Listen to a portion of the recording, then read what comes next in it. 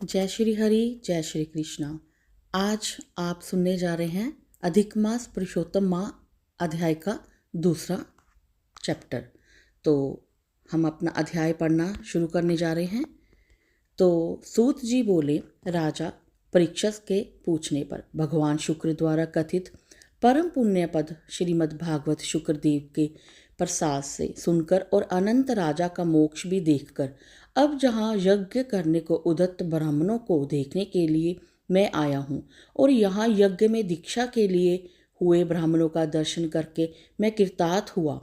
ऋषि बोले, हे साधो, अन्य विषय की बातों को त्याग कर भगवान श्री कृष्ण जी के प्रसाद से उनके मुख से जो आपने सुना है वही अपूर्व विषय हे सूत आप हम लोगों से कहिए। हे महाभाग, संसार में जिसके परे कोई सार नहीं है, ऐसी मन को प्रसन्न करने वाली और जो सुधा से भी अधिकतर हितकर है, ऐसी पुण्य कथा हम लोगों को सुनाइए। सूत जी बोले, ब्राह्मण के चरु में क्षत्रिय के चरु मिल जाने से उत्पन्न होने पर भी मैं धन्य हूँ। जो श्रेष्ठ पुरुष भी आप लोग मुझसे पूछ रहे हैं, भगवान व्यास के मुख से जो मैंने सुना है वह यथा ज्ञान मैं कहता हूँ। एक समय नारद मुनि नर नारायण के आश्रम गए, जो आश्रम बहुत से तपस्वियों, सिद्धों और देवताओं से भी युक्त हैं और बैर, बहेड़ा, आंवला, बेल, आम, अमड़ा, कैथ, जामुन और अनेक वृक्षों से सुशोभित हैं। भगवान विष्णु के चरणों से निकली हुई पवित्र गंगा और अलकनंदा भी जहाँ बह रही है। ऐसे नर नारायण के स्थान में श्री नारद मुनि जी ने जाकर उन बार ब्रह्मा नारायण को, जिनका मन सदा चिंतन में लगा रहता है, जिसकी जितेंद्रिया काम क्रोधितों और शत्रुओं को जीतने वाली हैं, अत्यंत प्रभा जिनके शरीर से चमक रही हैं, ऐसे देवताओं के भी देवों के देव तपस्वी नारायण को मैं साष्टांग दंडवत प्रणाम और हाथ जोड़कर नारद उस मुनि व्यापक प्रभु की स्तुति करने लगे।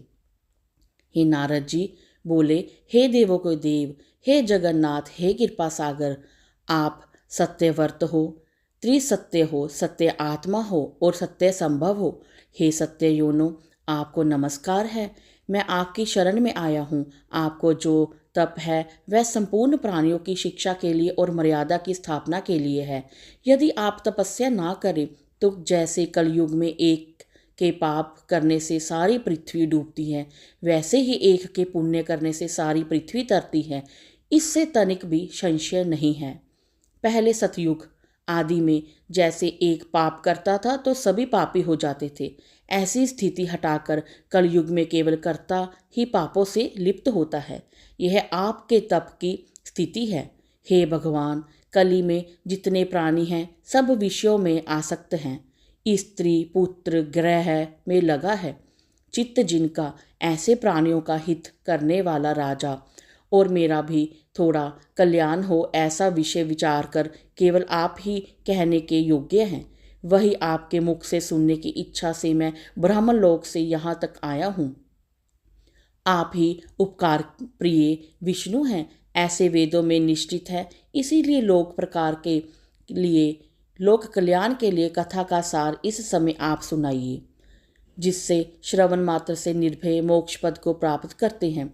इस प्रकार नारद जी का वचन सुनकर भगवान श्री ऋषि जी आनंद से खिलखिला उठे और भुवन को पवित्र करने वाली पुण्य कथा आरंभ की। श्री नारायण बोले, हे नारद, गोपों की स्त्रियों के मुख्य कमल के ब्राह्मण रस के ईश्वर रस के आरंभ वृंदा विहारी ब्रिज की पति आदि पुरुष भगवान की पुण्य तथा कथा को कहता हूँ, जो निमेष मात्र समय में जगत को उत्पन्न करने वाले हैं। उनके कर्मों को हे वत्स इस पृथ्वी पर कौन वर्णन कर सकता है। हे नारद मुनि, आप भी भगवान के चरित्र का सरसार जानते हैं और यह भी जानते हैं कि भगवान चरित्र वाणी द्वारा नहीं कहा जा सकता। तथापि अद्भुत पुरुषोत्तम महात्म आदर से कहती हैं, यह पुरुषोत्तम महात्म दरिद्रता और वैधव्य को नाश करने वाला है, यश का दाता एवं सपुत्र और मोक्ष देने वाला है। अतः शीघ्र ही इसका प्रयोग करना चाहिए। नारद जी बोले, हे मुने, पुरुषोत्तम नामक कौन देवता है? उनका महात्म क्या है, यह अद्भुत सा प्रतीत होता है, अतः आप मुझे विस्तार पूर्वक कहिए। सूत जी बोले, श्री नारद का वचन सुन नारायण, क्षण मात्र पुरुषोत्तम में अच्छी तरह मन लगाकर बोलो। श्री नारायण बोले, पुरुषोत्तम, यह मास का नाम जो पड़ा है वह भी कारण से युक्त है। पुरुषोत्तम मास के स्वामी दया सागर पुरुषोत्तम ही हैं, इसीलिए ऋषिगण इसको पुरुषोत्तम माह कहते हैं। पुरुषोत्तम मास के व्रत करने से भगवान पुरुषोत्तम प्रसन्न होते हैं। नारद जी बोले, चैत्र मास आदि जो हैं वे अपने अपने स्वामी देवताओं से युक्त हैं, ऐसा मैंने सुना है, परंतु उनके बीच में पुरुषोत्तम नाम का मास नहीं सुना है। पुरुषोत्तम मास कौन है और पुरुषोत्तम मास के स्वामी कृपा के निधि पुरुषोत्तम कैसे हुए? हे कृपा निधि, आप ये मुझे कहिए। इस माह का स्वरूप विधान से सहित हे प्रभु कहिए। हे सतपते, इस माह में क्या करना चाहिए, कैसा स्नान करना, कैसा दान करना चाहिए? इस माह का जप, पूजा, उपवास आदि क्या साधन है, कहिए। इस मास के विधान से कौन देवता प्रसन्न होते हैं और क्या फल देते हैं? इसके अतिरिक्त जो कुछ भी तथ्य हो वह हे तपोधन कहिए। साधु दीनों के ऊपर कृपा करने वाले होते हैं, वे बिना पूछे कृपा करके सदुपदेश दिया करते हैं। इस पृथ्वी पर जो मनुष्य दूसरों के भाग्य की अनुवृत्ति, दरिद्रता से पीड़ित, नित्य रोगी रहने वाले, पुत्र चाहने वाले, जड़, गूंगे, ऊपर से अपने को बड़ो धार्मिक दर्शाने वाले, विद्यावहीन, मलिन वस्त्रों को धारण करने वाले, नास्तिक, पर स्त्रीगामी, नीच, जर्जर, दास वृत्ति करने वाले, आशा जिनकी नष्ट हो गई है, संकल्प जिनके भंग हो गए हैं, तत्व जिसके क्षीण हो गए हैं, कुरूपी, रोगी, कोड़ी, टेढ़े मेढ़े अंग वाले, अंधे, मित्र वियोग, स्त्री वियोग, शोक आदि ये सब सूख गए हैं। इनके अंग अपनी इष्ट वस्तु से रहित उत्पन्न हुआ करते हैं। किस अनुष्ठान के कार्य करके और सुनने से पुण्य उत्पन्न होता है? हे प्रभु, ऐसा प्रयोग हमको सुनाइए। वैध्यवत और अंगहीनता, दुष्ट व्याधियों, रक्तपित्त आदि, मिर्गी, राजा शम आदि दोष हैं। इन दोषों से दुखित मनुष्य को देखकर हे जगन्नाथ, मैं दुखी हूँ, अतः मेरे ऊपर दया करे। हे ब्राह्मण, मेरे मन को प्रसन्न करने वाले विषय को विस्तार से कहिए। हे प्रभु, आप सर्वज्ञ हैं, समस्त तत्वों को आत्यान करते हैं।